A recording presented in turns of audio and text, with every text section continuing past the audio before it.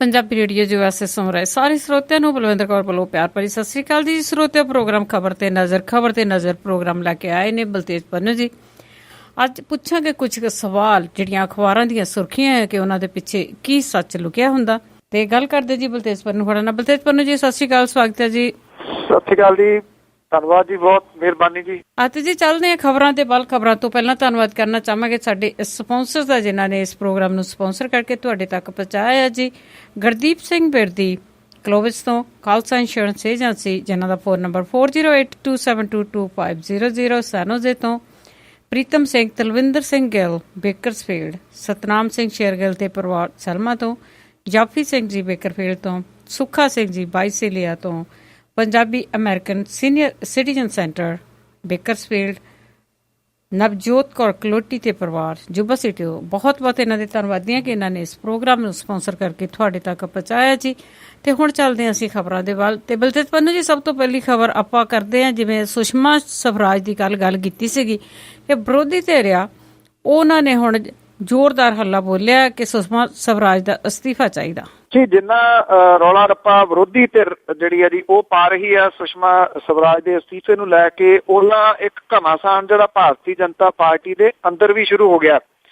ਸੁਸ਼ਮਾ ਸਵਰਾਜ ਜਿਹੜੀ ਹੈ ਜੀ, ਜਿਹਨੇ ਪਿਛਲੇ ਦਿਨੀ ਲਲਿਤ ਮੋਦੀ ਨੂੰ ਖਾਸ ਜਿਹੜਾ ਸੀਗਾ ਜੀ ਉਹਨੂੰ ਇੱਕ ਰਿਆਇਤ ਦਿੰਦਿਆਂ ਹੋਇਆ ਜਿਹੜਾ ਬ੍ਰਿਟਿਸ਼ ਕਾਉਂਸਲ ਖਾਨਾ ਸੀਗਾ ਉਹਦੇ ਨਾਲ ਤੇ ਬ੍ਰਿਟਨ ਦੇ ਨਾਲ ਜਿਹੜੀ ਗੱਲਬਾਤ ਕਰਕੇ ਉਹਨੂੰ ਜਿਹੜੇ ਟਰੈਵਲਿੰਗ ਦਸਤਾਵੇਜ਼ ਸੀਗੇ ਉਹ ਦਵਾਏ ਸੀਗੇ। ਇਹਦੀਆਂ ਜਿਹੜੀਆਂ ਈਮੇਲ ਲੀਕ ਹੋਈਆਂ ਉਸ ਤੋਂ ਬਾਅਦ ਇਹ ਜਿਹੜਾ ਦੀ ਰੌਲਾ ਰੱਪਾ ਪਿਆ ਹੋਇਆ।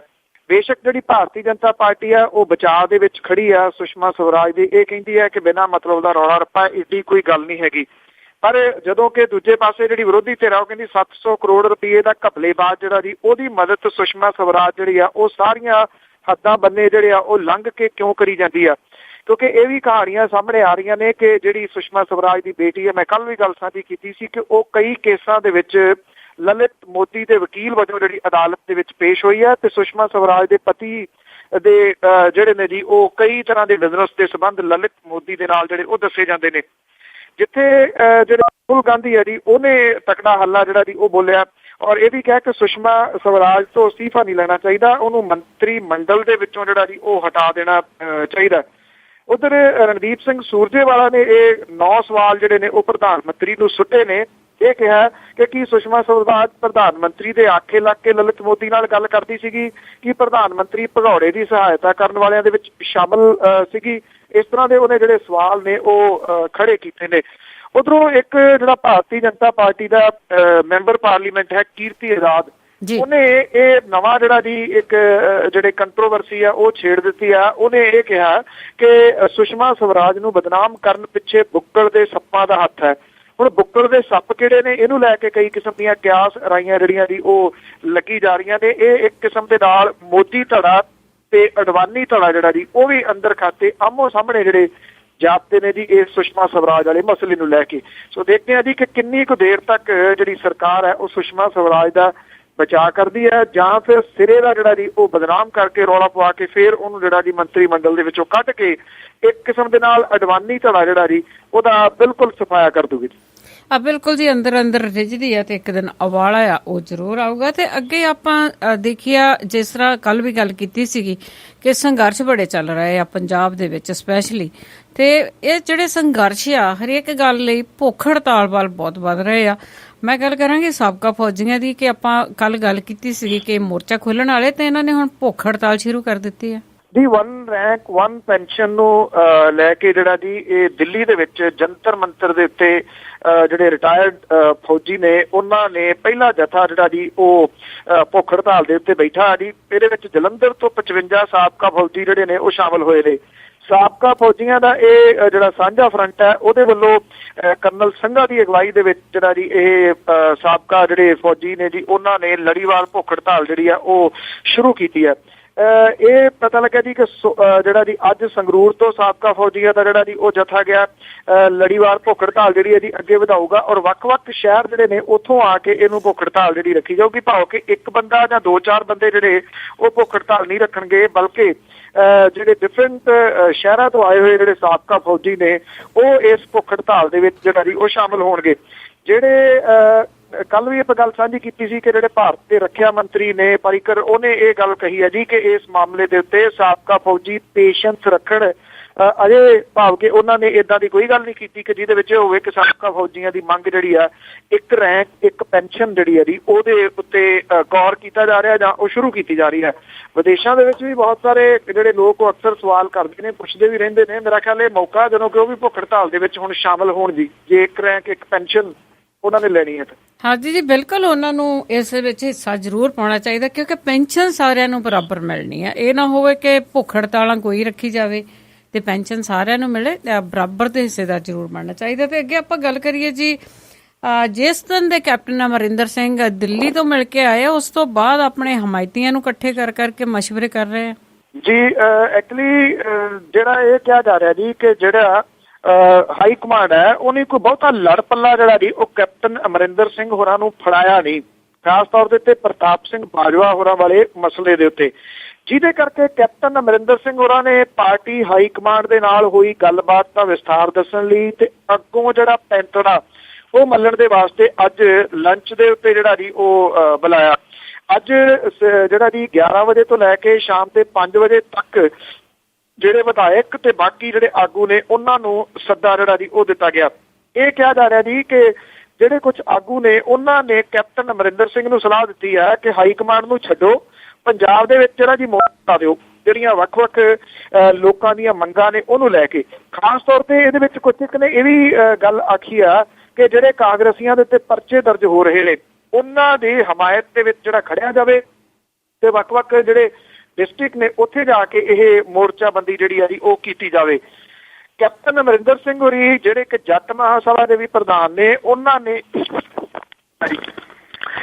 ਨੇ ਜਿਹੜੀ ਇਹ ਜੱਟ ਮਹਾਸਭਾ ਦੀ ਇਹਦੀਆਂ ਅਹੁਦੇਦਾਰੀਆਂ ਜਿਹੜੀਆਂ ਜੀ ਉਹ ਦਿੱਤੀਆਂ ਹੋਈਆਂ ਨੇ ਆਪਣੇ ਹਮਾਇਤੀਆਂ ਨੂੰ, ਭਾਵ ਕਿ ਉਹਨਾਂ ਨੇ ਇੱਕ ਕਿਸਮ ਦੇ ਨਾਲ ਜਿਹੜਾ ਜੇ ਇਨ ਕੇਸ ਜ਼ਰੂਰਤ ਪੈਂਦੀ ਆ ਪਾਰਟੀ ਵੱਖਰੇ ਤੌਰ ਦੇ ਉੱਤੇ ਜਿਹੜਾ ਚਲਾਉਣ ਦੀ, ਤੇ ਇਹਦਾ ਢਾਂਚਾ ਉਹਨਾਂ ਨੇ ਜਿਹੜਾ ਜੀ ਬਣਾਇਆ ਹੋਇਆ ਪੰਜਾਬ ਦੇ ਵਿੱਚ, ਜੇ ਇਹਦੀ ਜ਼ਰੂਰਤ ਜਿਹੜੀ ਉਹ ਪੈਂਦੀ ਆ। ਉਂਝ ਵੈਸੇ ਜਿੰਨਾ ਕੁ ਮੋਰਚਾ ਉਹ ਪਹਿਲਾਂ ਖੋਲ੍ਹ ਰੱਖਦੇ ਸਨ ਪ੍ਰਤਾਪ ਸਿੰਘ ਬਾਜਵਾ ਦੇ ਖਿਲਾਫ, ਉਹਦੇ ਵਾਸਤੇ ਉਹ ਤਕਰੀਬਨ ਚੁੱਪ ਨੇ, ਸ਼ਾਂਤ ਨੇ, ਜਿਹਦੇ ਤੋਂ ਉਹ ਲੱਗਦਾ ਕਿ ਸ਼ਾਇਦ ਏਡਾ ਵੱਡਾ ਸਟੈਪ ਤਾਂ ਜਿਹੜਾ ਜੀ ਉਹ ਨਾ ਕਿ ਉਹ ਵੱਖਰੀ ਪਾਰਟੀ ਵੱਲ ਨੂੰ ਜਾ ਰਹੇ ਨੇ। ਪਰ ਜੇ ਹਾਈ ਕਮਾਂਡ ਜਿਹੜੀ ਹੈ ਜੀ ਉਹਦੀ ਜਿੱਦ ਏਦਾਂ ਹੀ ਕਾਇਮ ਰਹਿੰਦੀ ਹੈ ਜਾਂ ਜਿਹੜੇ ਆਗੂ ਅੱਜ ਆਉਣਗੇ ਜੋ ਏਦਾਂ ਦਾ ਕੋਈ ਸੁਝਾਅ ਦਿੰਦੇ ਨੇ, ਤਾਂ ਇਹ ਕਿਹਾ ਜਾ ਸਕਦਾ ਜੀ ਕਿ ਕੈਪਟਨ ਅਮਰਿੰਦਰ ਸਿੰਘ ਹੋਰੀ ਇਕਲਾ ਚਲੋ ਵਾਲੀ ਜਿਹੜੀ ਹੈ ਜੀ ਉਹਦੇ ਉੱਤੇ ਵੀ ਚੱਲ ਸਕਦੇ ਨੇ ਔਰ ਆਪਣੀ ਪਾਰਟੀ ਜਿਹੜੀ ਹੈ ਉਹ ਵੱਖਰੀ ਖੜੀ ਕਰਨ ਵਰਗਾ ਕਦਮ ਵੀ ਜਿਹੜਾ ਉਹ ਚੁੱਕ ਸਕਦੇ ਨੇ। ਜੇ ਇਦਾਂ ਦੀ ਗੱਲ ਹੁੰਦੀ ਹੈ ਤਾਂ ਨਿਰਸੰਦੇਹ ਪੰਜਾਬ ਦੇ ਵਿੱਚ ਕੁਝ ਨਵੀਆਂ ਜਿਹੜੀਆਂ ਦੀ ਉਹ ਸਿਆਸੀ ਸਮੀਕਰਨ ਉਹ ਪੈਦਾ ਹੋ ਜਾਣਗੀਆਂ ਜੀ। ਪਰ ਇਹ ਅਜੇ ਬਹੁਤਾ ਕੁਝ ਸਮੇਂ ਦੀ ਬੁੱਕਲ ਦੇ ਵਿੱਚ ਹੈ। ਦੇਖਦੇ ਆ ਅੱਜ ਦੀ ਇਸ ਮੀਟਿੰਗ ਦੇ ਵਿੱਚ ਕਿਹੋ ਜਿਹਾ ਫੈਸਲਾ ਜਿਹੜਾ ਲੈਂਦੇ ਨੇ ਕੈਪਟਨ ਅਮਰਿੰਦਰ ਜੀ। ਤੇ ਅੱਗੇ ਜੀ ਗੱਲ ਕਰੀਏ ਡਾਕਟਰਾਂ ਦੀ, ਉਹਨਾਂ ਨੇ ਵੀ ਇੱਕੋ ਸਮੇਂ 100 ਡਾਕਟਰਾਂ ਨੇ ਕਹਿੰਦੇ ਆਪਣਾ ਵਿਭਾਗ ਛੱਡ ਦਿੱਤਾ ਜੀ। ਬਿਲਕੁਲ, ਸਿਹਤ ਵਿਭਾਗ ਦੇ ਵਿੱਚ ਕੰਮ ਕਰਦੇ 125 ਸਰਕਾਰੀ ਮਾਹਿਰ ਜਿਹੜੇ ਨੇ ਡਾਕਟਰ, ਉਹਨਾਂ ਨੇ ਇੱਕੋ ਟਾਈਮ ਨੌਕਰੀ ਜਿਹੜੀ ਹੈ ਜੀ ਉਹ ਛੱਡੀ ਹੈ। ਇਹਨਾਂ ਡਾਕਟਰ ਖੋਜ ਤੇ ਸਿੱਖਿਆ ਵਿਭਾਗ ਦੇ ਵਿੱਚ ਸੀਨੀਅਰ ਰੈਜ਼ੀਡੈਂਟ ਵਜੋਂ ਨਿਯੁਕਤੀ ਹੋਈ ਸੀਗੀ ਔਰ 100 ਤੋਂ ਜ਼ਿਆਦਾ ਜਿਹੜੇ ਇਹ ਐਕਸਪਰਟ ਡਾਕਟਰ ਨੇ ਜੀ ਫਰਵਰੀ ਦੇ ਅੰਤ ਵਿੱਚ ਇਹਨਾਂ ਨੇ ਸਿਹਤ ਵਿਭਾਗ ਨੂੰ ਅਲਵਿਦਾ ਕਹਿ ਗਏ ਸੀਗੇ ਔਰ ਮਾਹਿਰ ਡਾਕਟਰਾਂ ਦੀ ਗੈਰ ਹਾਜ਼ਰੀ ਦੇ ਵਿੱਚ ਸਿਹਤ ਸੇਵਾਵਾਂ ਜਿਹੜੀਆਂ ਜੀ ਉਹ ਲੀਹ ਤੋਂ ਉਤਰਨ ਦਾ ਡਰ ਉਹ ਬਣ ਗਿਆ। ਗੌਰਮੈਂਟ ਮੈਡੀਕਲ ਕਾਲਜ ਤੇ ਹਸਪਤਾਲਾਂ ਦੇ ਲਈ ਚੁਣੇ ਡਾਕਟਰਾਂ ਨੇ ਜਿਹੜੇ ਇਹਨਾਂ ਨੂੰ ਨਿਯੁਕਤੀ ਪੱਤਰ ਮਿਲਣ ਤੋਂ ਬਾਅਦ ਸਿਹਤ ਵਿਭਾਗ ਤੋਂ ਕੋਈ ਇਤਰਾਜ਼ ਨਹੀਂ, ਸਰਟੀਫਿਕੇਟ ਜਿਹੜਾ ਉਹ ਔਰ ਇਹ ਸੂਤਰ ਵੀ ਕੁਝ ਦੱਸਦੇ ਨੇ ਕਿ ਸਿਹਤ ਵਿਭਾਗ ਦੀ ਪ੍ਰਿੰਸੀਪਲ ਸਕੱਤਰ ਜਿਹੜੀ ਵਿੰਨੀ ਮਹਾਜਨ ਹੈ ਉਹਦੇ ਛੁੱਟੀ ਤੋਂ ਵਾਪਸ ਪਰਤਣ ਤੋਂ ਬਾਅਦ ਜਿਹੜੇ ਮਾਹਿਰ ਡਾਕਟਰ ਨੇ ਉਹਨਾਂ ਨੂੰ ਫਾਰਗ ਕਰਨ ਦਾ ਅਮਲ ਵੀ ਜਿਹੜਾ ਉਹ ਚਾਲੂ ਹੋ ਗਿਆ। ਗੌਰਮੈਂਟ ਮੈਡੀਕਲ ਕਾਲਜ ਅਤੇ ਜਿਹੜੇ ਹਸਪਤਾਲ ਨੇ ਜੀ ਉਹਨਾਂ ਦੇ ਵਿੱਚ 1.5 ਸਾਲ ਪਹਿਲਾਂ ਜਿਹੜੇ ਸੀਨੀਅਰ ਰੈਜ਼ੀਡੈਂਟਸ ਦੀਆਂ 466 ਅਸਾਮੀਆਂ ਦੀ ਰਚਨਾ ਜਿਹੜੀ ਹੈ ਜੀ ਉਹ ਕੀਤੀ ਗਈ ਸੀਗੀ ਔਰ ਉਦੋਂ ਤੋਂ ਲੈ ਕੇ ਜਿਹੜਾ ਜੀ ਇਹ ਕੰਟਰੋਵਰਸੀ ਜਿਹੜੀ ਚੱਲ ਰਹੀ ਹੈ ਕਿਉਂਕਿ ਇਹਦੇ ਵਿੱਚੋਂ 301 ਅਸਾਮੀਆਂ ਜਿਹੜੀਆਂ ਸੀਗੀਆਂ ਉਹਦਾ ਅਮਲ ਦਸੰਬਰ ਦੇ ਵਿੱਚ ਸ਼ੁਰੂ ਹੋਇਆ ਸੀਗਾ ਜੀ। 250 ਦੇ ਕਰੀਬ ਮੈਡੀਕਲ ਕਾਲਜ ਤੇ ਸੀਨੀਅਰ ਰੈਜ਼ੀਡੈਂਟ ਵਜੋਂ ਇਹਨਾਂ ਦੀ ਜਿਹੜਾ ਇਹਨਾਂ ਨੂੰ ਨਿਯੁਕਤੀਆਂ ਕੀਤੀਆਂ ਗਈਆਂ ਸੀਗੀਆਂ ਔਰ ਅਸਾਮੀਆਂ ਦੇ ਉੱਤੇ ਨਿਯੁਕਤੀਆਂ ਹੋ ਜਾਣ ਤੋਂ ਬਾਅਦ ਸਿਹਤ ਵਿਭਾਗ ਨੇ ਇਹਨਾਂ ਨੂੰ ਫਾਰਗ ਕਰਨਾ ਸ਼ੁਰੂ ਕੀਤਾ ਸੀਗਾ ਪਰ 250 ਦੇ ਕਰੀਬ ਡਾਕਟਰਾਂ ਨੂੰ ਰੋਕ ਲਿਆ ਸੀਗਾ। ਇਹਨਾਂ ਦੇ ਇਕੱਠੇ ਜਿਹੜਾ ਜੀ ਇਹ ਅਸਤੀਫਾ ਦੇਣ ਤੋਂ ਬਾਅਦ ਸਾਰੇ ਜਿਹੜੀ ਸਿਚੁਏਸ਼ਨ ਆ ਜੀ ਉਹ ਡਗਮਗਾ ਗਈ ਹੈ ਜੀ ਇਸ ਵੇਲੇ ਸਿਹਤ ਵਿਭਾਗ ਦੀ ਜਿਹੜੀ ਕਿ ਪਹਿਲਾਂ ਹੀ ਬਿਮਾਰ ਹੈ ਜੀ। ਅਤੇ ਜੇ ਅੱਗੇ ਕਰੀਏ, ਪੰਜਾਬ ਸਰਕਾਰ ਦਾ ਧੂਆਂ ਤੇ ਅੱਗੇ ਨਿਕਲਿਆ ਪਿਆ ਆ, ਜਿੱਤੇ ਕਹਿੰਦੇ ਵੀ ਜਿਹੜੀਆਂ ਲਗਜ਼ਰੀ ਕਾਰਾਂ ਆ ਉਹਨਾਂ ਨੇ ਹੋਰ ਖਜ਼ਾਨੇ ਦਾ ਧੂਆਂ ਕੱਢ ਦਿੱਤਾ। ਇਹਨਾਂ ਦੀ ਐਕਚੁਅਲੀ ਸਰਕਾਰ ਨੇ ਕੀ ਕੀਤਾ ਸੀਗਾ ਕੁਝ ਸਮਾਂ ਪਹਿਲਾਂ, ਇਹ ਆਖਿਆ ਸੀਗਾ ਕਿ ਜੇ ਕੋਈ ਵਿਧਾਇਕ ਦੀ ਉਹ ਸਰਕਾਰੀ ਗੱਡੀਆਂ ਜਿਹੜੀਆਂ ਉਹ ਵੀ ਘੁਮਾ ਰਹੀਆਂ ਨੇ, ਸਰਕਾਰੀ ਗੱਡੀਆਂ ਸ਼ਾਇਦ ਲੋਕਾਂ ਦੇ ਹੋਵੇ ਦਿਮਾਗ 'ਚ ਉਹੀ ਜਿਹੜੀਆਂ ਅੰਬੈਸਡਰ ਨਹੀਂ, ਇਹਨਾਂ ਜਿਹੜੀਆਂ ਗੱਡੀਆਂ ਨੇ ਜੀ ਕਰੋਲਾ ਵਗੈਰਾ ਜਿਹੜੀਆਂ ਜੀ ਉਹ ਛੱਡ ਸਕਦਾ ਜੇ ਚਾਹੇ ਤਾਂ ਆਪਣੀ ਕੈਮਰੀ ਜਾਂ ਕਰੋਲਾ ਜਿਹੜੀਆਂ ਨੇ ਉਹ ਛੱਡ ਕੇ ਆਪਣੀ ਗੱਡੀ ਵਰਤ ਸਕਦਾ। ਬਹੁਤੇ ਜਿਹੜੇ ਵਿਧਾਇਕ ਮੰਤਰੀ ਸ਼ੰਤਰੀ ਨੇ ਜੀ ਉਹਨਾਂ ਨੇ ਆਪਣੀਆਂ ਜਿਹੜੀਆਂ ਪ੍ਰਾਈਵੇਟ ਗੱਡੀਆਂ ਜਿਹਦੇ ਵਿੱਚ ਫੋਰਚੂਨਰ ਤੇ ਇਨੋਵਾ ਵੱਡੀਆਂ ਗੱਡੀਆਂ ਨੇ ਜੀ SUV ਉਹ ਵਰਤਣੀਆਂ ਸ਼ੁਰੂ ਕੀਤੀਆਂ। ਸਰਕਾਰ ਨੇ ਕੀ ਕੀਤਾ ਸੀਗਾ ਜੀ, ਪਹਿਲਾਂ 15 ਰੁਪਏ ਪਰ ਕਿਲੋਮੀਟਰ ਦੇ ਹਿਸਾਬ ਦੇ ਨਾਲ ਖਰਚਾ ਦੇਣਾ ਸ਼ੁਰੂ ਕੀਤਾ। ਹੁਣ 1 ਜੂਨ ਤੋਂ 18 ਰੁਪਏ ਜਿਹੜਾ ਜੀ ਪ੍ਰਤੀ ਕਿਲੋਮੀਟਰ ਦੇ ਹਿਸਾਬ ਦੇ ਨਾਲ ਤੇਲ ਦਾ ਖਰਚਾ ਜਿਹੜਾ ਉਹ ਦੇਣਾ ਸ਼ੁਰੂ ਕੀਤਾ। ਜਿਹੜੇ ਮੁੱਖ ਸੰਸਦੀ ਸਕੱਤਰ ਨੇ ਜਾਂ ਜਿਹੜੇ ਮੰਤਰੀ ਨੇ ਜੀ, ਕੈਬਨਿਟ ਮੰਤਰੀ ਨੇ ਸਿਕੰਦਰ ਸਿੰਘ ਮਲੂਕਾ, ਸੁਰਜੀਤ ਸਿੰਘ ਰੱਖੜਾ, ਇਹ ਆਪਣੀਆਂ ਗੱਡੀਆਂ ਜਿਹੜੀਆਂ ਜੀ ਉਹ ਵਰਤਦੇ ਨੇ। ਇੱਕ ਤਰਨਤਾਰਨ ਤੋਂ ਜਿਹੜੇ MLA ਨੇ ਹਰਮੀਤ ਸਿੰਘ ਸੰਧੂ, ਉਹ ਆਪਣੀ ਵੱਡੀ ਗੱਡੀ ਜਿਹੜੀ ਵਰਤਦੇ ਨੇ ਉਹ ਤਾਂ 300 ਕਿਲੋਮੀਟਰ ਤੋਂ ਉੱਪਰ ਰੋਜ਼ ਚਲਾਉਂਦੇ ਨੇ, ਪਤਾ ਨਹੀਂ ਉਹ ਕੀ ਢੋਦੇ ਨੇ। ਸੋ ਉਹ ਜਿਹੜਾ ਜੀ ਪੈਸਾ ਹੈ ਉਹ ਸਰਕਾਰੀ ਖਜ਼ਾਨਾ ਜਿਹੜਾ ਜੀ ਉਹਨੂੰ ਇਸ ਵੇਲੇ ਵੱਡਾ ਰਗੜਾ ਜਿਹੜਾ ਜੀ ਉਹ ਲੱਗ ਰਿਹਾ। ਲੱਖਾਂ ਰੁਪਏ ਇਹਨਾਂ ਦੇ ਜਿਹੜੇ ਤੇਲ ਦੇ ਬਿੱਲ ਨੇ ਉਹ ਸਰਕਾਰ ਨੂੰ ਇਹ ਦੇ ਰਹੇ ਨੇ, 18 ਰੁਪਏ ਪਰ ਕਿਲੋਮੀਟਰ ਦੇ ਹਿਸਾਬ ਦੇ ਨਾਲ। ਬਹਾਨੇਬਾਜ਼ੀ ਬੜੀ ਇਹਨਾਂ ਸਾਰਿਆਂ ਦੀ ਵੱਖੋ ਵੱਖਰੀ ਹੈ ਜੀ। ਕੋਈ ਕਹਿੰਦਾ ਜੀ ਮੇਰਾ ਜਿਹੜਾ ਹਲਕਾ ਉਹ ਬੜਾ ਟੇਢਾ ਮੇਢਾ, ਕੋਈ ਕਹਿੰਦਾ ਜੀ ਮੈਨੂੰ ਰਾਜਧਾਨੀ ਬੜੀ ਦੂਰ ਜਿਹੜੀ ਪੈਂਦੀ ਹੈ ਇਹਦੇ ਕਰਕੇ ਮੈਨੂੰ ਇਹ ਜਿਹੜਾ ਜੀ ਜ਼ਿਆਦਾ ਚਲਾਉਣੀ ਪੈਂਦੀ ਹੈ ਗੱਡੀ। ਇਹ ਵੀ ਕਿਹਾ ਜਾ ਰਿਹਾ ਜੀ ਕਿ ਜਿੰਨੇ ਇਹਦੇ ਕੋਈ ਲਿਮਿਟ ਨਹੀਂ ਲਾਈ ਹੋਈ ਕਿ ਇੱਕ ਵਿਧਾਇਕ ਇੱਕ ਮੰਤਰੀ ਜਿਹੜਾ ਜੀ ਉਹ ਕਿੰਨੀ ਗੱਡੀ ਰੋਜ਼ ਜਿਹੜੀ ਆ ਉਹ ਚਲਾ ਸਕਦਾ। ਮੀਟਰ ਜਿੱਥੋਂ ਮਰਜ਼ੀ ਘੁਮਾ ਲਓ, ਨਾਲੇ ਕਿਹੜਾ ਕਿਸੇ ਨੇ ਮੰਤਰੀ ਦਾ ਮੀਟਰ ਦੇਖਣ ਜਾਣਾ ਜੀ ਕਿ ਕਿੰਨੀ ਗੱਡੀ ਜਿਹੜੀ ਆ ਚੱਲੀ ਆ, ਕਿੰਨਾ ਉਹਨੇ ਜਿਹੜਾ ਜੀ ਉਹ ਖਰਚਾ ਪਾਇਆ। ਇਸ ਕਰਕੇ ਇਹਦੇ ਉੱਤੇ ਜਦੋਂ ਕੋਈ ਜਿੰਦਾ ਕੁੰਡਾ ਹੀ ਨਹੀਂ ਲਾਇਆ ਗਿਆ ਕਿ ਇਹ ਤਾਂ ਹੋਣਾ ਚਾਹੀਦਾ ਨਾ ਜੀ ਕਿ ਜੇ ਕਿਲੋਮੀਟਰ ਦੇ ਪੈਸੇ ਦੇਣੇ ਨੇ 100 ਕਿਲੋਮੀਟਰ 150 ਕਿਲੋਮੀਟਰ ਕੋਈ ਹੱਦਬੰਦੀ ਜਿਹੜੀ ਆ ਕੀਤੀ ਜਾਵੇ। ਸਵੇਰ ਤੋਂ ਲੈ ਕੇ ਸ਼ਾਮ ਤੱਕ ਲੋਕਾਂ ਦੀ ਸ਼ਾਮਤ ਵੱਖਰੀ ਆਉਂਦੀ ਹੈ, ਢਾਹ ਕਰਦੇ ਕਦੀ ਕਿਸੇ ਪਾਸੇ ਨਿਕਲ ਜਾਂਦੇ ਨੇ ਜੀ, ਕਦੀ ਕਿਸੇ ਪਾਸੇ। ਹਾਂ ਬਿਲਕੁਲ ਜੀ, ਵੈਸੇ ਵੀ ਦੇਖੋ ਕੰਮ ਲੋਕਾਂ ਦੇ ਕੰਮ ਅੜੇ ਪਏ, ਕੰਮ ਕਿਸੇ ਦਾ ਨਹੀਂ ਹੁੰਦਾ, ਪਰ ਜਿਹੜਾ ਗੈਸ ਆ ਇਸ ਹਿਸਾਬ ਨਾਲ ਵਾਧੂ ਦਾ ਖਰਚੇ ਜਾਂਦਾ। ਤੇ ਅੱਗੇ ਆਪਾਂ ਗੱਲ ਕਰੀਏ ਜੀ ਬੈਂਸ ਭਰਾਵਾਂ ਦੀ, ਜਿਨ੍ਹਾਂ ਨੇ ਜਿਹੜੇ ਹਾਕਮ ਧਿਰ ਦੇ ਪੋਤੜੇ ਫੁੱਲਣੇ ਸ਼ੁਰੂ ਕਰ ਦਿੱਤੇ ਆ, ਉਹਨਾਂ ਦਾ ਕਾਫੀ ਜਿਹੜਾ ਕੇਬਲ ਦਾ ਆ ਉਹ ਟੈਕਸ ਚੋਰੀ ਦਾ ਵੀ ਉਹਨਾਂ ਨੇ ਖੁਲਾਸਾ ਕੀਤਾ। ਬਿਲਕੁਲ ਜੀ, ਐਕਚੁਅਲੀ ਇੱਕ ਤੋਂ ਬਾਅਦ ਇੱਕ ਜਿਹੜਾ ਖੁਲਾਸਾ ਹੈ ਉਹ ਕਰ ਰਹੇ ਨੇ ਇੱਥੇ ਮਾਫੀਏ ਦਾ ਬੈਂਸ ਭਰਾ। ਪਹਿਲਾਂ ਰੇਤ ਮਾਫੀਏ ਵਾਲਾ, ਮੁੜ ਕੇ ਦਵਾਈਆਂ ਵਾਲਾ ਮਸਲਾ, ਔਰ ਹੁਣ ਜਿਹੜੀ ਕੇਬਲ ਕੰਪਨੀ ਹੈ ਜਿਹੜੀ ਸੱਤਾਧਾਰੀ ਧਿਰ ਦੀ ਕਹੀ ਜਾਂਦੀ ਆ ਫਾਸਟਵੇ, ਉਹਦੇ ਉੱਤੇ ਟੈਕਸ ਚੋਰੀ ਦੇ ਜਿਹੜੇ ਪ੍ਰੂਫ ਪੇਸ਼ ਕੀਤੇ ਨੇ ਜਿਹੜੇ ਤੱਥਾਂ ਦੇ ਉੱਤੇ ਆਧਾਰ ਚੰਡੀਗੜ੍ਹ ਦੀ ਪ੍ਰੈਸ ਕਲੱਬ ਦੇ ਵਿੱਚ। ਉੱਥੇ ਉਹਨਾਂ ਨੇ ਇਹ ਦੱਸਿਆ ਜੀ ਕਿ 12,000 ਤੇ 377 ਕਰੋੜ ਰੁਪਏ ਦਾ ਚੂਨਾ ਜਿਹੜਾ ਜੀ ਉਹ ਸੈਂਟਰ ਤੇ ਪੰਜਾਬ ਨੂੰ ਜਿਹੜਾ ਜੀ ਉਹ ਇਹਨਾਂ ਨੇ ਜਿਹੜੀ ਇਹ ਕੇਬਲ ਕੰਪਨੀ ਕੇਬਲ ਮਾਫੀਆ ਉਹਨਾਂ ਨੇ ਲਾਇਆ ਜੀ। ਉਹਨਾਂ ਨੇ ਕਿਹਾ ਕਿ ਫਾਸਟਵੇ ਦੇ ਪਿਛਲੇ ਸਾਲਾਂ ਦੇ ਦੌਰਾਨ ਸਰਵਿਸ ਟੈਕਸ ਦੇ 2592 ਕਰੋੜ ਰੁਪਏ, ਆਮਦਨ ਕਰ ਵਿਭਾਗ ਦੇ 4729 ਕਰੋੜ ਰੁਪਏ, TDS ਦੇ 1487 ਕਰੋੜ ਰੁਪਏ, ਬਿਜਲੀ ਬੋਰਡ ਦੇ ਖੰਭਿਆਂ ਦਾ ਕਿਰਾਇਆ 1290 ਕਰੋੜ ਰੁਪਇਆ, ਔਰ ਜਿਹੜਾ ਮਨੋਰੰਜਨ ਕਰ ਜਿਹੜਾ ਅਦਾ ਕੀਤਾ ਜਾਂਦਾ ਜੀ 408 ਕਰੋੜ ਰੁਪਏ ਜਿਹੜਾ ਜੀ। ਇਹ ਸਾਰੇ ਜਿਹੜੇ ਨੇ ਰਗੜੇ ਇਹਨਾਂ ਨੇ ਸਰਕਾਰਾਂ ਨੂੰ ਲਾਏ ਨੇ। ਇਹਦੀ ਪੂਰੀ ਡਿਟੇਲ ਜਿਹੜੀ ਹੈ ਜੀ ਪ੍ਰਧਾਨ ਮੰਤਰੀ ਨਰਿੰਦਰ ਮੋਦੀ ਤੇ ਜਿਹੜੇ ਫਾਈਨੈਂਸ ਮਿਨਿਸਟਰ ਨੇ ਸੈਂਟਰ ਦੇ ਅਰੁਣ ਜੇਤਲੀ, ਉਹਨਾਂ ਨੂੰ ਜਿਹੜੀ ਹੈ ਜੀ ਇਹ ਭੇਜੀ ਗਈ ਹੈ। ਇਹਦੇ ਵਿੱਚ ਇਹ ਦੱਸਿਆ ਗਿਆ ਕਿ ਫਾਸਟਵੇ ਕੰਪਨੀ ਦੇ ਜਿਹੜੇ ਕਰਤਾ ਧਰਤਾ ਨੇ ਉਹਦੀਆਂ 2008 ਤੋਂ ਲੈ ਕੇ 13 ਤੱਕ ਦੇ ਸਮੇਂ ਦੌਰਾਨ ਜਿਹੜੀਆਂ 14 ਕੰਪਨੀਆਂ ਸੀਗੀਆਂ ਜੀ। ਔਰ ਇਹਨਾਂ ਨੇ ਇਹ ਵੀ ਕਿਹਾ ਜੀ ਕਿ ਜਿਹੜਾ ਇਹਨਾਂ ਦਾ ਕਾਰੋਬਾਰ ਹੈ ਜੀ ਦਿੱਲੀ ਦੇ ਵਿੱਚ, ਉਹਦੇ ਜਿਹੜੇ 2 ਅਹਿਮ ਮੈਂਬਰ ਨੇ ਉਹਨਾਂ ਦਾ ਵੀ ਹਿੱਸਾ ਪੱਤੀ ਇਹਦੇ ਵਿੱਚ ਰੱਖਿਆ ਗਿਆ ਤਾਂ ਕਿ ਜਿਹੜੇ ਸੱਤਾਧਾਰੀ ਧਿਰ ਜਿਹੜਾ ਬਾਦਲ ਪਰਿਵਾਰ ਹੈ ਜੀ ਉਹ ਦਿਸੇ ਨਾ, ਉਹਨਾਂ ਦੀ ਆੜ ਦੇ ਵਿੱਚ ਇਹਨਾਂ ਨੂੰ ਓਨਰ ਜਿਹੜਾ ਜੀ ਉਹ ਬਣਾਇਆ ਗਿਆ। ਜਿਹੜੇ ਫਾਸਟਵੇ ਚਲਾਉਣ ਵਾਲੇ ਗੁਰਦੀਪ ਸਿੰਘ ਹੈ ਉਹਨੇ ਇਹ ਗੱਲ ਆਖੀ ਹੈ ਜੀ ਕਿ ਇਹ ਤੱਥਾਂ ਤੋਂ ਰਹਿਤ ਹੈ, ਝੂਠੀ ਜਿਹੜੀ ਹੈ ਜੀ ਉਹ ਖਬਰ ਹੈ, ਜਦੋਂ ਕਿ ਬੈਂਸ ਭਰਾਵਾਂ ਦੇ ਵੱਲੋਂ ਪੇਸ਼ ਕੀਤੇ ਗਏ ਜਿਹੜੇ ਪੇਪਰ ਨੇ, ਜਿਹੜੇ ਦਸਤਾਵੇਜ਼ ਨੇ, ਉਹਨਾਂ ਦਾ ਜਵਾਬ ਕੋਈ ਨਹੀਂ ਸੀ ਹੈ ਜੀ ਇਹਨਾਂ ਕੋਲ ਜੀ। ਤੇ ਜੇ ਅੱਗੇ ਆਪਾਂ ਗੱਲ ਕਰੀਏ ਅਨੰਦਪੁਰ ਸਾਹਿਬ ਦੇ ਵਿੱਚ ਜਿਹੜੇ ਸਥਾਪਨਾ ਦਿਵਸ ਆ, ਉਸ ਮੌਕੇ ਜਿਹੜੀਆਂ ਪ੍ਰਮੁੱਖ ਸ਼ਖਸੀਅਤਾਂ ਜਿਹੜੇ ਪ੍ਰਾਹੁਣੇ ਆਉਣੇ ਆ ਉਹਨਾਂ ਦੇ ਲਈ ਜਿਹੜੇ 2 5 ਸਟਾਰ ਹੋਟਲ ਆ ਉਹ VIP ਖਾਣਾ ਪਰੋਸਣ ਦੀ ਲੱਗੀ ਆ ਤੁਸਕ। ਜੀ ਐਕਚੁਅਲੀ ਦੇਖੋ ਲੰਗਰ ਜਿਹੜਾ ਹੈ ਉਹਦੀ ਇੱਕ ਬੜੀ ਇੱਕ ਪਹਿਚਾਣ ਹੈ ਸਿੱਖ ਕੌਮ ਦੇ ਵੱਲੋਂ ਚਲਾਇਆ ਜਾਂਦਾ ਜਿਹੜਾ ਲੰਗਰ, ਕਿਉਂਕਿ ਲੰਗਰ ਹੈ ਕਿਹੜਾ ਜੀ ਉਹ ਸਾਦੀ ਦਾਲ ਰੋਟੀ ਔਰ ਜਿਹੜਾ ਕੋਈ ਵੀ ਜਿਹੜਾ ਉਹ ਪਚਦਾ ਵੀ ਛੇਤੀ ਹੈ ਤੇ ਖਾਂਦਾ ਵੀ ਹਰੇਕ ਕੋਈ, ਔਰ ਥੱਲੇ ਬਹਿ ਕੇ ਜਿਹੜਾ ਖਾਣਾ ਜਾਂ ਪੰਗਤ ਦੇ ਵਿੱਚ ਜਿਹੜਾ ਦੀ ਉਹ ਖਾਣਾ ਉਹਦੀ ਇੱਕ ਬੜੀ ਵੱਡੀ ਪਹਿਚਾਣ ਹੈ। ਪਰ ਜਿਵੇਂ ਇੱਥੇ ਇੱਕ ਹੈਗਾ ਜੀ ਹਰਿਆਣੇ ਦਾ ਜਿਹੜਾ ਬਾਬਾ, ਉਹ ਕਹਿੰਦਾ ਮੈਂ 100 ਕਿਸਮ ਦਾ ਲੰਗਰ ਲਾਇਆ, ਕਦੀ ਕਹਿੰਦਾ 125 ਕਿਸਮ ਦਾ 버ਗਰ ਪੀਜ਼ਾ ਦਾ ਲੰਗਰ ਵੀ ਲਾਉਂਦਾ। ਇੱਕ ਤਾਂ ਉਹ ਅਹਿਮੀਅਤ ਖਤਮ ਕੀਤੀ ਜਾ ਰਹੀ ਹੈ। ਦੂਜਾ ਇਹ ਦੇਖੋ ਜਿਹੜੇ ਅਨੰਦਪੁਰ ਸਾਹਿਬ ਦੇ ਜਿਹੜੇ ਸਥਾਪਨਾ ਦਿਵਸ ਤੇ ਆਉਣ ਵਾਲੇ ਮਹਿਮਾਨ ਨੇ, ਖਾਸ ਦਿੱਲੀੋਂ ਆਉਣ ਵਾਲੇ ਕੁਝ ਪੱਤਰਕਾਰ ਵੀ ਇਹਦੇ ਵਿੱਚ ਜਿਹੜੇ ਸ਼ਾਮਲ ਦੱਸੇ ਗਏ ਨੇ, ਇਹਨਾਂ ਦੇ ਵਾਸਤੇ ਖਾਸ ਕਿਸਮ ਦਾ ਇਹ ਭੋਜਨ ਜਿਹੜਾ ਜੀ ਉਹ ਤਿਆਰ ਕੀਤਾ ਗਿਆ। 4 ਸੀਜ਼ਨ ਜਿਹੜਾ ਹੋਟਲ ਹੈ ਤੇ ਤਾਜ, ਇਹਨਾਂ ਦੇ ਵੱਲੋਂ 2 ਹੋਟਲ ਨੂੰ ਇਹ ਜਿਹੜਾ ਜੀ ਆਰਡਰ ਮਿਲਿਆ ਵੱਡਾ, ਜਿਹੜੇ ਕਿ ਕਈ ਕਿਸਮ ਦਾ ਜਿਹੜਾ ਜੀ ਇਹ ਭੋਜਨ ਹੈ ਉਹ ਪਰੋਸਣਗੇ। ਔਰ ਇਹ ਜਿਹੜਾ ਜੀ ਨਿਰਸੰਦੇਹ ਜਿਹੜਾ ਜੀ ਇਹ ਸ਼ਾਕਾਹਾਰੀ ਹੋਊਗਾ ਭੋਜਨ। ਔਰ ਇਹ ਵੀ ਪਤਾ ਲੱਗਾ ਜੀ ਇਹਦੇ ਵਿੱਚ ਖਾਸ ਤੌਰ ਦੇ ਉੱਤੇ ਕਈ ਕਿਸਮ ਦੀ ਆਈਸਕ੍ਰੀਮ ਜਿਹੜੀ ਹੈ ਜੀ ਉਹ ਲਿਆਂਦੀ ਗਈ ਆ, ਕੁਲਫੀਆਂ, ਆਈਸਕ੍ਰੀਮ, ਠੰਡੀ ਖੀਰ ਜਿਹੜੀ ਹੈ ਜੀ ਉਹ ਪਰੋਸੀ ਜਾਊਗੀ। ਇਹਦੇ ਵਿੱਚ ਜਿਹੜੀਆਂ ਪ੍ਰਮੁੱਖ ਸ਼ਖਸੀਅਤਾਂ ਨੇ, ਮੁੱਖ ਮੰਤਰੀ, ਕੇਂਦਰੀ ਮੰਤਰੀ, ਰਾਜਪਾਲ ਸਣੇ 100 ਜਿਹੜੇ ਲੋਕ ਸ਼ਾਮਲ ਨੇ, ਜਿਨ੍ਹਾਂ ਨੂੰ ਤਾਜ ਹੋਟਲ ਦੇ ਵਜੋਂ ਤਿਆਰ ਕਰਵਾਇਆ ਜਿਹੜਾ ਖਾਣਾ ਜੀ ਉਹ ਉੱਥੇ ਇਹਨਾਂ ਦੇ ਵਾਸਤੇ ਪਰੋਸਿਆ ਜਾਊਗਾ।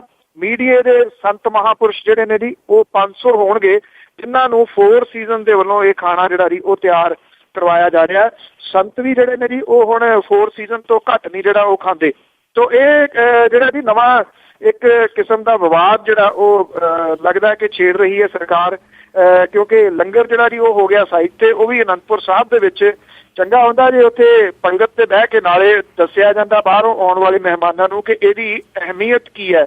ਪਰ ਉਹ ਚੀਜ਼ ਪਾਸੇ ਕਰਕੇ 5 ਸਟਾਰ ਹੋਟਲਾਂ ਦਾ ਜਿਹੜੀ ਹੈ ਜੀ ਉਹ ਰੋਟੀ ਲਿਆ ਕੇ ਠੰਡੀ ਖੀਰ ਤੇ ਕੁਲਫੀਆਂ ਜਿਹੜੀਆਂ ਜੀ ਉਹਨਾਂ ਨੂੰ ਖਵਾਉਣਗੇ। ਬਿਲਕੁਲ ਜੀ, ਸਾਡੇ ਮੁੱਖ ਮੰਤਰੀ ਆ ਜਿਹੜੇ ਉਹ ਗੁਰੂਆਂ ਤੋਂ ਵੀ ਉੱਤੇ ਹੋ ਗਏ। ਗੁਰੂਆਂ ਦੇ ਟਾਈਮ ਤੇ ਉਹਨਾਂ ਨੇ ਉਸ ਟਾਈਮ ਦੇ ਮੁਗਲ ਰਾਜਿਆਂ ਨੂੰ ਸਿਖਾਇਆ ਸੀ ਸੰਗਤ ਤੇ ਪੰਗਤ ਕੀ ਹੁੰਦਾ ਆ, ਪਰ ਅਸੀਂ ਉਹਦੇ ਤੋਂ ਵੀ ਉੱਚੇ ਹੋ ਗਏ। ਤੇ ਜੇ ਅਨੰਦਪੁਰ ਸਾਹਿਬ ਦੀ ਹੁਣ ਆਪਾਂ ਗੱਲ ਕੀਤੀ ਆ ਤੇ ਉਸ ਦੇ ਸਥਾਪਨਾ ਬਾਰੇ ਨੂੰ ਲੈ ਕੇ ਤਰੀਕਾਂ ਦਾ ਬੜਾ ਮਤਭੇਦ ਹੋ ਗਿਆ ਜੀ। ਬਿਲਕੁਲ, ਇਹਨੂੰ ਲੈ ਕੇ ਇੱਕ ਵੱਖਰਾ ਵਿਵਾਦ ਜਿਹੜਾ ਜੀ ਉਹ ਛਿੜ ਪਿਆ। ਸਰਕਾਰ ਨੇ ਕਰੋੜਾਂ ਰੁਪਏ ਜਿਹੜੇ ਨੇ ਸ਼੍ਰੋਮਣੀ ਗੁਰਦੁਆਰਾ ਪ੍ਰਬੰਧਕ ਕਮੇਟੀ ਦੇ ਲਵਾਤ ਤੇ ਚਿੱਟਾ ਕਰਤਾ ਸਾਰਾ ਅਨੰਦਪੁਰ ਸਾਹਿਬ, ਖੰਡਾ ਲਾਤਾ ਬਹੁਤ ਵੱਡਾ। ਖੰਡੇ ਦੇ ਬਾਰੇ ਵੀ ਜਿਹੜੀ ਕੰਟਰੋਵਰਸੀ ਹੈ ਜੀ ਥੋੜੀ ਜਿਹੀ ਚੱਲ ਰਹੀ ਆ, ਉਹਦੀ ਮੈਂ ਫਾਈਂਡ ਆਊਟ ਕਰਨ ਦੀ ਕੋਸ਼ਿਸ਼ ਕਰ ਰਿਹਾ ਜੀ। ਤਾਂ ਇੱਕ ਪਿੰਡ ਹੈ ਮਾਲਵੇ ਦਾ, ਉੱਥੇ ਰਹਿੰਦਾ ਕੋਈ ਬਾਬਾ ਹੈ ਜੀ ਜਿਹਨੇ ਸਾਰੇ ਖੰਡਾ ਜਿਹੜਾ ਉਹ ਲਵਾਏ ਨੇ ਪੱਲਿਓ ਪੈਸੇ ਖਰਚ ਕੇ। ਸਰਕਾਰ ਬੱਲੇ ਬੱਲੇ ਮੁਫਤੀ ਕਰਾਈ ਜਾਂਦੀ ਹੈ ਜੀ ਵੀ ਏਡਾ ਵੱਡਾ ਜਿਹੜਾ ਜੀ ਖੰਡਾ ਉਹਨਾਂ ਨੇ ਲਾਤਾ ਤੇ ਫੀਤੇ ਜਿਹੜੇ ਉਹ ਕਟਵਾਈ ਜਾਂਦੀ ਹੈ।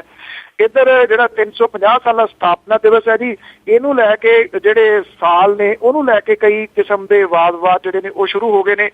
ਜਿਹੜੇ ਸਿੱਖ ਵਿਦਵਾਨ ਨੇ ਅਸ਼ੋਕ ਸਿੰਘ ਬਾਗੜੀਆ, ਉਹ ਕਹਿੰਦੇ ਨੇ ਕਿ ਅਨੰਦਪੁਰ ਸਾਹਿਬ ਦੀ ਜਿਹੜੀ ਸਥਾਪਨਾ ਉਹ 1699 ਦੇ ਵਿੱਚ ਹੋਈ ਸੀ, ਨਾ ਕਿ 1665 ਦੇ ਵਿੱਚ। ਉਹ ਕਹਿੰਦੇ ਨੇ ਕਿ ਸਰਕਾਰ ਤੇ ਸ਼੍ਰੋਮਣੀ ਕਮੇਟੀ ਦੇ ਵੱਲੋਂ ਇਹ ਜਿਹੜਾ ਸਥਾਪਨਾ ਵਰ੍ਹਾ ਹੈ 1665 ਦੇ ਮੁਤਾਬਕ ਮਨਾਇਆ ਜਾ ਰਿਹਾ ਹੈ। ਸ਼੍ਰੋਮਣੀ ਕਮੇਟੀ ਦੇ ਵੱਲੋਂ 1999 ਦੇ ਵਿੱਚ ਖਾਲਸਾ ਪੰਥ ਤੇ ਸਾਜਨਾ ਦਿਵਸ ਦੀ ਸ਼ਤਾਬਦੀ ਮੌਕੇ ਜਿਹੜੀ ਪ੍ਰਕਾਸ਼ਿਤ ਕੀਤੀ ਗਈ ਇੱਕ ਪੁਸਤਕ ਸੀਗੀ ਅਨੰਦਪੁਰ ਸਾਹਿਬ ਦੀ ਸਥਾਪਨਾ, ਉਹ ਇਹ ਪੁਸਤਕ ਕਹਿੰਦੀ ਹੈ ਕਿ 30 ਮਾਰਚ 1699 ਨੂੰ ਕੀਤੀ ਗਈ ਸੀ। ਇਹ ਜਿਹੜੀ ਇਹਦੀ ਸ਼੍ਰੋਮਣੀ ਕਮੇਟੀ ਦੇ ਵੱਲੋਂ ਕਿਤਾਬ ਛਾਪੀ ਗਈ ਸੀਗੀ। ਔਰ ਜਿਹੜੀ ਇਹ ਕਿਤਾਬ ਦੇ ਵਿੱਚ ਇਹਦਾ ਨਾਮ ਜਿਹੜਾ ਜੀ ਸਿੱਖ ਸ਼ਰਾਈਨ ਆਫ ਅਨੰਦਪੁਰ ਸਾਹਿਬ ਕੀਰਤਪੁਰ ਸਾਹਿਬ ਜਿਹੜਾ ਜੀ ਉਹ ਦੱਸਿਆ ਗਿਆ, ਜਿਹਦੇ ਵਿੱਚ ਕਿਹਾ ਜਾਂਦਾ ਜੀ ਕਿ ਗੁਰੂ ਤੇਗ ਬਹਾਦਰ ਜੀ ਨੇ ਇਹਦੀ ਸਥਾਪਨਾ 19 ਜੂਨ 1665 ਨੂੰ ਕੀਤੀ ਸੀਗੀ ਜੀ। ਇੱਕ ਜਿਹੜੀ ਕਿਤਾਬ ਹੈ ਜੀ, ਜਦੋਂ ਕਿ ਇਤਿਹਾਸਕ ਤੱਥ ਇਹ ਕਹਿੰਦੇ ਨੇ ਕਿ 1665 ਦੇ ਵਿੱਚ ਚੱਕ ਨਾਨਕੀ ਦੀ ਸਥਾਪਨਾ ਕੀਤੀ ਗਈ ਸੀ, ਜਦੋਂ ਕਿ ਅਨੰਦਪੁਰ ਸਾਹਿਬ ਦੀ ਸਥਾਪਨਾ ਲਈ ਨੀਂਹ ਪੱਥਰ 30 ਮਾਰਚ 1689 ਨੂੰ 1689 ਦੇ ਵਿੱਚ ਜਿਹੜਾ ਉਹ ਰੱਖਿਆ ਗਿਆ ਸੀਗਾ। ਔਰ ਚੱਕ ਨਾਨਕੀ ਦਾ ਖੇਤਰ ਉਸ ਵੇਲੇ ਵੱਧ ਗਿਆ ਸੀਗਾ ਤੇ ਵੱਧ ਕੇ ਪਿੰਡ ਅਗੰਮਗੜ੍ਹ ਤੇ ਕੇਸਗੜ੍ਹ ਸਾਹਿਬ ਤੱਕ ਹੋ ਗਿਆ ਸੀਗਾ, ਜਿਹਨੂੰ ਅਨੰਦਪੁਰ ਸਾਹਿਬ ਵਜੋਂ ਜਾਣਿਆ ਜਿਹੜਾ ਜੀ ਉਹ ਜਾਂਦਾ ਹੈ। ਸੋ ਜਿਹੜੇ ਇਹ ਸਿੱਖ ਵਿਦਵਾਨ ਨੇ ਉਹਨਾਂ ਦਾ ਇਹ ਕਹਿਣਾ ਹੈ ਕਿ ਇਹ ਤਾਂ ਸਾਲ ਹੀ ਗਲਤ ਹੈ, ਫਿਰ ਇਹ 350 ਸਾਲਾਂ ਕਿਵੇਂ ਮਨਾਈ ਜਾਂਦੇ ਨੇ। ਜੀ ਜੀ ਤੇ ਜੀ ਅੱਗੇ ਆਪਾਂ ਗੱਲ ਕਰੀਏ ਪੰਜਾਬ ਸਰਕਾਰ ਦੀ। ਕਈ ਵਾਰੀ ਉਹ ਇਹੋ ਜਿਹੇ ਦਿਨਾਂ ਦੇ ਵਿੱਚ ਸਮਾਗਮ ਰੱਖ ਲੈਂਦੀ ਖੁਸ਼ੀ ਵਾਲੇ ਜਦੋਂ ਸਿੱਖਾਂ ਤੇ ਅਤਿਆਚਾਰ ਹੁੰਦੇ ਆ। ਮੈਂ 84 ਦੀ ਗੱਲ ਕਰਾਂਗੀ ਤੇ ਪਰ ਹੁਣ ਇਹਨਾਂ ਨੂੰ ਇਹ ਯਾਦ ਨਹੀਂ ਭੁੱਲਦਾ ਕਿ ਪੰਜਾਬ ਸਰਕਾਰ ਨੇ 21 ਜੂਨ ਨੂੰ ਯੋਗ ਦਿਵਸ ਵੀ ਮਨਾਉਣਾ ਹੈ। ਬਿਲਕੁਲ ਜੀ, ਇਹ ਪਹਿਲਾਂ ਜੱਕੋ ਤੱਕੀ ਦੇ ਵਿੱਚ ਸੀਗੇ ਜੀ। ਇਹ ਅਕਾਲੀ ਦਲ ਵਾਲੇ ਮਨਾਈਏ ਨਾ ਮਨਾਈਏ, ਹੁਣ ਬਕਾਇਦਾ ਤੌਰ ਦੇ ਉੱਤੇ ਜਿਹੜਾ ਯੋਗ ਗੁਰੂ ਰਾਮਦੇਵ ਹੈ ਜੀ, ਉਹਨੇ ਮੁਲਾਕਾਤ ਕੀਤੀ ਹੈ ਪ੍ਰਕਾਸ਼ ਸਿੰਘ ਬਾਦਲ ਹੋਰਾਂ ਦੇ ਨਾਲ। ਔਰ ਜਿਹੜਾ ਅਨੰਦਪੁਰ ਸਾਹਿਬ ਦੇ 350 ਸਾਲਾ ਸਮਾਰੋਹ ਦੇ ਵਾਲੇ 19 ਜੂਨ ਨੂੰ ਸ਼ਮੂਲੀਅਤ ਕਰਨ ਦੀ ਆਪ ਜਾ ਕੇ ਜਿਹੜੀ ਹੈ ਜੀ ਪੁਸ਼ਟੀ ਕੀਤੀ ਹੈ। ਨਾਲ ਦੀ ਨਾਲ ਇਹ ਵੀ ਕਰਾ ਲਿਆ ਕਿ ਉੱਥੇ ਤਾਂ ਮੈਂ ਆ ਜਾਊਗਾ, 21 ਤਰੀਕ ਨੂੰ ਸਾਹ ਸੂ ਲੈਣੇ ਜਿਹੜੇ ਲੋਕਾਂ ਨੂੰ ਦੱਸੋ, ਜਿਹੜਾ ਵਿਸ਼ਵ ਪੱਧਰ ਦੇ ਉੱਤੇ ਜਾਂ ਮੁਲਕ ਪੱਧਰ ਦੇ ਉੱਤੇ ਜਿਹੜਾ ਯੋਗ ਦਿਵਸ ਮਨਾਇਆ ਜਾ ਰਿਹਾ। ਔਰ ਇਹਦੇ ਵਾਸਤੇ ਬਕਾਇਦਾ ਤੌਰ ਦੇ ਉੱਤੇ ਸਰਕਾਰ ਦੀ ਤਰਫੋਂ ਹਰੀ ਝੰਡੀ ਜਿਹੜੀ ਹੈ ਜੀ ਉਹ ਬਾਦਲ ਸਾਹਿਬ ਨੇ ਦਿੱਤੀ ਹੈ। ਔਰ ਇਹ ਕਿਹਾ ਕਿ 21 ਤਰੀਕ ਨੂੰ ਯੋਗ ਦਿਵਸ ਜਿਹੜਾ ਜੀ ਉਹ ਮਨਾਇਆ ਜਾਊਗਾ। ਇਹਦੇ ਵਾਸਤੇ ਸਮੂਹ ਜਿਹੜੇ ਮੁੱਖ ਸਕੱਤਰ ਨੇ, ਵਿੱਤ ਕਮਿਸ਼ਨਰ ਨੇ, ਰਾਜ ਸਕੱਤਰ ਨੇ, ਉਹਨਾਂ ਨੂੰ ਯਕੀਨੀ ਕਿਹਾ ਗਿਆ ਜੀ ਕਿ ਇਹਦੇ ਵਿੱਚ ਜਿਹੜਾ ਜੀ ਉਹ ਸ਼ਾਮਲ ਹੋਣ। 7 ਵਜੇ ਤੋਂ ਲੈ ਕੇ 7:35 ਤੱਕ ਇਹ ਸਰਕਾਰੀ ਤੌਰ ਦੇ ਉੱਤੇ ਬੋਗਨਵਿਲਾ ਗਾਰਡਨ ਦੇ ਵਿੱਚ ਜਿਹੜਾ ਜੀ ਉਹ ਮਨਾਇਆ ਜਾਊਗਾ। ਰਾਮਦੇਵ ਨੂੰ ਪ੍ਰਕਾਸ਼ ਸਿੰਘ ਬਾਦਲ ਹੋਰਾਂ ਨੇ ਇਹ ਵੀ ਗੱਲ ਆਖੀ ਹੈ ਜੀ ਕਿ ਇੱਕ ਯੋਗ ਸੈਂਟਰ ਜਿਹੜਾ ਉਹ ਸਥਾਪਿਤ ਕਰੋ ਪੰਜਾਬ ਦੇ ਵਿੱਚ। ਤੇ ਅਗਲੀ ਗੱਲ, ਰਾਮਦੇਵ ਦੀ ਜਿਹੜੀ ਚਲਾਕ ਅੱਖ ਹੈ, ਉਹਨੇ ਕਿਹਾ ਜੀ ਥਾਂ ਦਿਓ। ਕਹਿੰਦੇ ਜੀ ਥਾਂ ਹੋਊਗੀ ਤੁਹਾਡੀ ਚੰਡੀਗੜ੍ਹ ਦੇ ਨਾਲ, ਰੱਖੋ ਜਿਹੜੀ ਹੈ ਜੀ ਅੱਖ ਕਿਹਦੇ ਉੱਤੇ ਰੱਖੜੀ ਆ। ਤੇ ਇਹ ਜਗ੍ਹਾ ਦੇ ਬਾਰੇ ਵੀ ਕਿਹਾ ਜਾ ਰਿਹਾ ਜੀ ਕਿ ਗਿੱਟ-ਮਿੱਟ ਜਿਹੜੀ ਆ ਉਹ ਪੱਕੀ ਹੋ ਗਈ ਆ ਤੇ ਇਹ ਜਗ੍ਹਾ ਜਿਹੜੀ ਹੈ ਜੀ ਉਹ ਪ੍ਰੋਵਾਈਡ ਕੀਤੀ ਜਾਊਗੀ ਰਾਮਦੇਵ ਨੂੰ, ਤੇ ਉੱਥੇ ਯੋਗਾ ਸੈਂਟਰ ਜਿਹੜਾ ਜੀ ਉਹ ਬਣਾਇਆ ਜਾਊਗਾ ਜੀ। ਛੇਤੀ ਪੰਜਾਬ ਦੇ ਵਿੱਚ ਕਰੋੜਾਂ ਰੁਪਏ ਦੀ ਜਾਇਦਾਦ ਜਿਹੜੀ ਹੈ ਜੀ ਉਹ ਯੋਗ ਸੈਂਟਰ ਨੂੰ ਦੇ ਦਿੱਤੀ ਜਾਊਗੀ। ਬਾਅਦ ਦੇ ਵਿੱਚ ਬਣੇ ਜਾਂ ਨਾ ਬਣੇ ਉਹ ਬਾਅਦ ਵਾਲੀਆਂ ਗੱਲਾਂ ਨੇ। ਅਜੇ ਜੀ ਅੰਦਰ ਖਾਤੇ ਕੀ ਹੋਇਆ ਉਹ ਤਾਂ ਇਹਨਾਂ ਨੂੰ ਪਤਾ। ਤੇ ਬਲਸੇਸ ਪੰਨੂ ਜੀ ਆਜ਼ਨਾਮਾ ਅਜੇ ਤੀਕ ਸਨੋਡਨ ਨਹੀਂ ਗਲੋਂ ਲੈਂਦਾ, ਮੁੜ ਜਾਂਦਾ ਹੀ ਕੱਢੀ ਤਰ੍ਹਾਂ ਮੀਆਂ। ਅਜੇ ਤੀਕ ਸਨੋਡਨ ਨਹੀਂ ਗਲੋਂ ਲੈਂਦਾ, ਮੁੜ ਜਾਂਦਾ ਹੀ ਕੱਢੀ ਤਰ੍ਹਾਂ ਮੀਆਂ। ਧਾਰ ਲਾਈ ਅਮਰੀਕਾ ਵੀ ਮਗਰ ਉਹਦੇ, ਕਰਦੇ ਨਹੀਂ ਹੋ ਅੰਗਰੇਜ਼ ਵਸਾ ਮੀਆਂ। ਵਿੱਚ ਪੁਤਿਨ ਦੀ ਬੁੱਕੜ ਦੇ ਬੈਠਿਆ ਹੀ, ਜਿੱਥੇ ਕਿਸੇ ਦੀ ਚੱਲੇ ਨਹੀਂ ਵਾਹ ਮੀਆਂ। ਕਿਸ਼ਤਾਂ ਵਿੱਚ ਪਿਆ ਰੂਸ ਨੂੰ ਰਾਜ਼ ਦੱਸੇ, ਲਾਉਂਦਾ ਰੂਸ ਅੰਦਰ ਤੋਂ ਢਾਵੀਆਂ। ਵੇਰੇ ਆਪਣੇ ਅੰਦਰ ਪਈ ਜਾਂਚ ਹੁੰਦੀ, ਮੁੜ ਕੇ ਜਾਵੇ ਦੁਹਰਾਈ ਨਾ ਖੇਡ ਮੀਆਂ। ਵੇੜੇ ਆਪਣੇ ਅੰਦਰ ਪਈ ਜਾਂਚ ਹੁੰਦੀ, ਮੁੜ ਕੇ ਜਾਵੇ ਦੁਹਰਾਈ ਨਾ ਖੇਡ ਮੀਆਂ। ਅੱਡਾ ਪਿੱਛਾ ਹਨ ਫੋਲ ਰਹੇ ਹੋਰਨਾਂ ਦਾ, ਕਾਲੀ ਲੁਕੀ ਨਾ ਹੋਵੇ ਕੋਈ ਭੇਡ ਮੀਆਂ। ਜੀ ਥੈਂਕ ਯੂ ਜੀ। ਥੈਂਕ ਯੂ ਵੈਰੀ ਮਚ ਜੀ। ਸਤਿ ਸ਼੍ਰੀ ਅਕਾਲ। ਸਤਿ ਸ਼੍ਰੀ ਅਕਾਲ ਜੀ।